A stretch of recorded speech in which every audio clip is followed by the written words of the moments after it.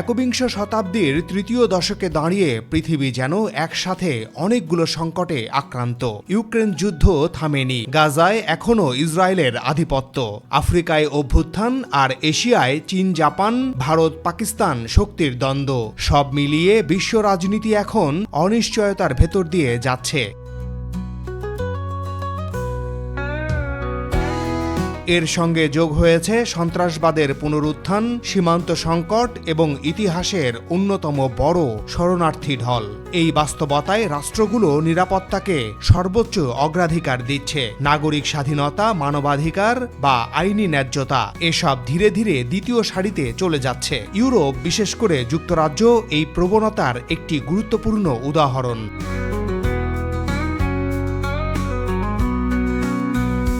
2001 সালের 9/11-এর পর থেকেই পশ্চিমা বিশ্বে একটি ধারণা প্রতিষ্ঠিত হয়, নিরাপত্তা মানেই কঠোরতা, আর সেই কঠোরতার লক্ষ্যবস্তু হয়ে ওঠে নির্দিষ্ট কিছু জনগোষ্ঠী, মুসলিম, অভিবাসী, দ্বৈত পরিচয়ের মানুষ।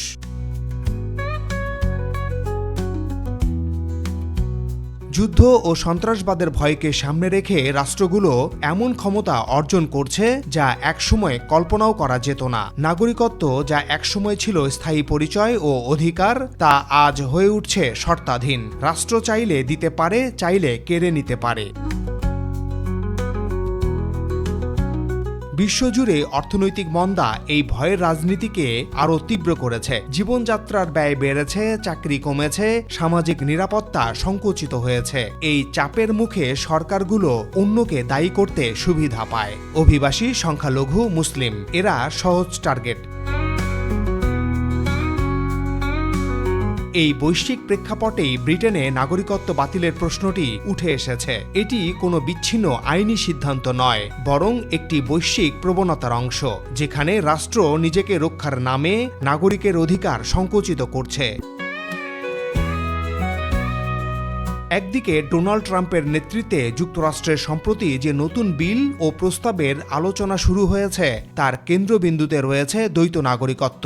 অন্যদিকে যুক্তরাজ্য ইতোমধ্যেই নাগরিকত্ব বাতিলের ক্ষমতা বাড়িয়ে সেই পথেই অনেক দূর এগিয়ে গেছে। এই দুই প্রবণতা মিলিয়ে একটি বৈশ্বিক উদ্বেগ তৈরি হয়েছে। বিশ্বজুড়ে কি দ্বৈত নাগরিকত্বের দিন শেষ হতে চলেছে?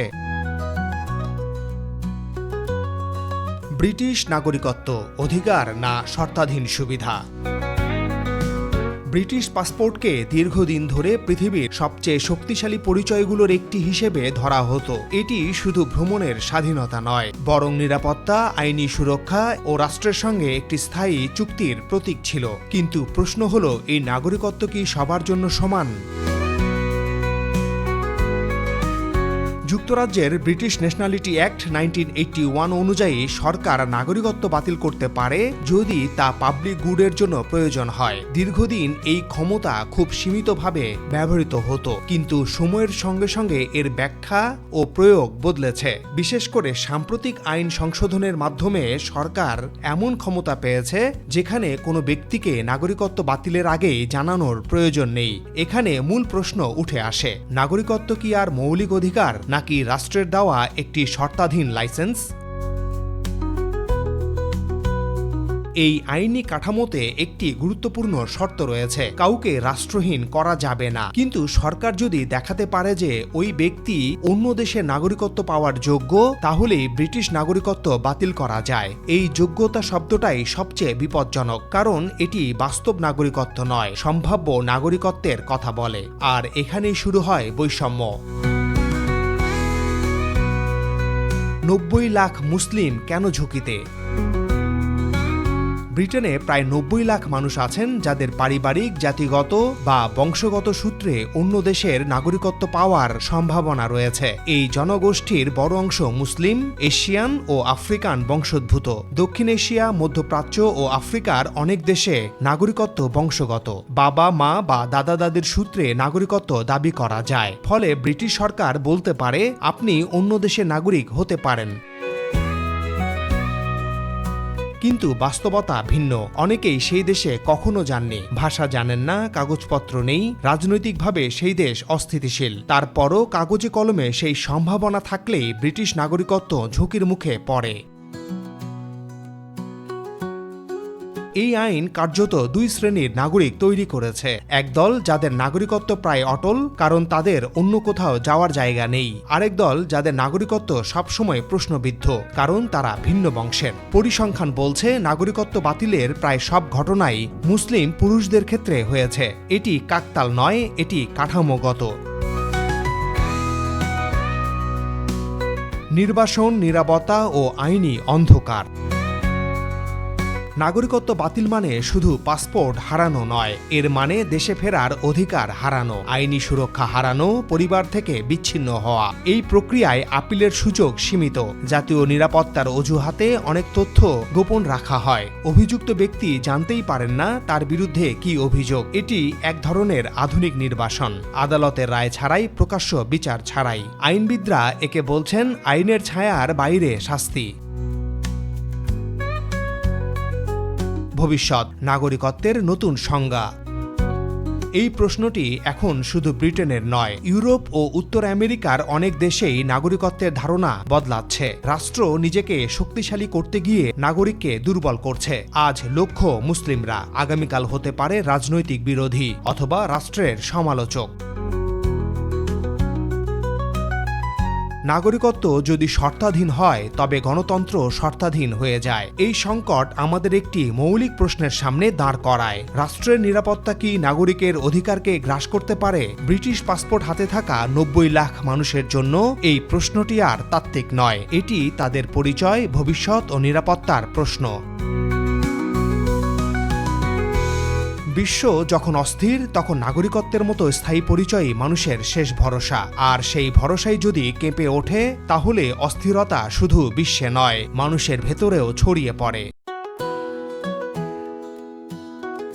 আমেরিকার দ্বৈত নাগরিকত্ব বাতিল প্রসঙ্গ। ট্রাম্পের আমেরিকায় যে বিল বা নীতিগত প্রস্তাবগুলো সামনে আসছে, সেগুলোর ভাষা খুব পরিচিত। একক আনুগত্য, জাতীয় নিরাপত্তা, রাষ্ট্রের প্রতি নিঃশর্ত দায়বদ্ধতা, এই শব্দগুলো বারবার ফিরে আসছে। যুক্তি দেওয়া হচ্ছে, একজন নাগরিক যদি একই সঙ্গে দুই রাষ্ট্রের নাগরিক হন, তবে সংকটকালে তার আনুগত্য প্রশ্নবিদ্ধ হতে পারে। যদিও যুক্তরাষ্ট্রের সংবিধান এখনও শক্ত দেয়াল হিসেবে দাঁড়িয়ে আছে, তবুও রাজনৈতিক বার্তাটি পরিষ্কার। দ্বৈত নাগরিকত্ব আর আগের মতো স্বাভাবিক বা নির্দোষ কোনো পরিচয় নয়। যুক্তরাজ্যের পরিস্থিতি আরও জটিল। সেখানে ইতোমধ্যেই আইন সংশোধনের মাধ্যমে সরকার এমন ক্ষমতা অর্জন করেছে, যেখানে জাতীয় স্বার্থ বা নিরাপত্তার অজুহাতে নাগরিকত্ব বাতিল করা সম্ভব, অনেক ক্ষেত্রে নোটিশ ছাড়াই। কাগজে কলমে এটি নির্দিষ্ট কিছু ব্যক্তির জন্য হলেও বাস্তবে এটি একটি ভয় তৈরি করেছে পুরো একটি জনগোষ্ঠীর ভেতর, বিশেষ করে যাদের পারিবারিক শিকড় এশিয়া, আফ্রিকা বা মধ্যপ্রাচ্যে। যাদের দ্বৈত নাগরিকত্ব আছে বা থাকার সম্ভাবনা আছে, তারা বুঝতে পারছেন তাদের নাগরিকত্ব আর একমাত্রিক বা অটল নয়।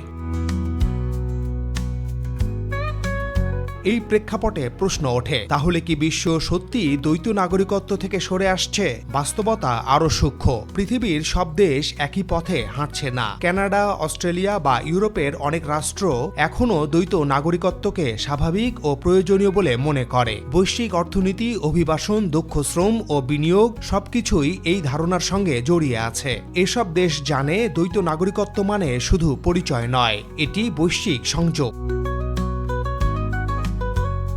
কিন্তু একই সঙ্গে আরেকটি ধারা পরিষ্কার হচ্ছে। নিরাপত্তা কেন্দ্রিক রাজনীতি, অভিবাসন বিরোধী জনমত এবং অর্থনৈতিক অনিশ্চয়তার চাপ রাষ্ট্রগুলোকে আরও সন্দেহপ্রবণ করে তুলছে। ফলে দ্বৈত নাগরিকত্ব বাতিল না হলেও সেটিকে ধীরে ধীরে শর্তাধীন করে তোলা হচ্ছে। আজ আপনি নাগরিক, কিন্তু আগামীকাল রাষ্ট্র মনে করলে সেই নাগরিকত্ব প্রশ্নের মুখে পড়তে পারে। এই ধারণাটি নতুন করে প্রতিষ্ঠিত হচ্ছে। সবচেয়ে বড় পরিবর্তনটি তাই আইনের ভাষায় নয়, মানসিকতায়।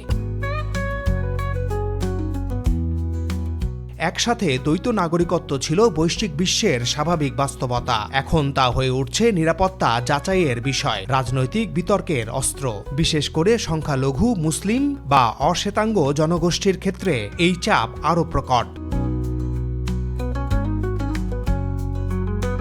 শেষ পর্যন্ত বলা যায় বিশ্ব হয়তো দ্বৈত নাগরিকত্ব পুরোপুরি হারাচ্ছে না, কিন্তু বিশ্ব হারাচ্ছে সমান ও নিশ্চিন্ত নাগরিকত্বের ধারণা। পাসপোর্ট থাকবে, আইন থাকবে, কিন্তু নিশ্চয়তা থাকবে না। আর এই অনিশ্চয়তাই আমাদের সময়ের সবচেয়ে বড় বাস্তবতা, যেখানে নাগরিকত্ব আর শুধু পরিচয় নয়, বরং রাষ্ট্র ও রাজনীতির সঙ্গে একটি ভঙ্গুর চুক্তি। আজ এ পর্যন্তই। আবারও দেখা হবে নতুন কোনো প্রতিবেদনে। সাবস্ক্রাইব করে সাথে থাকার আমন্ত্রণ।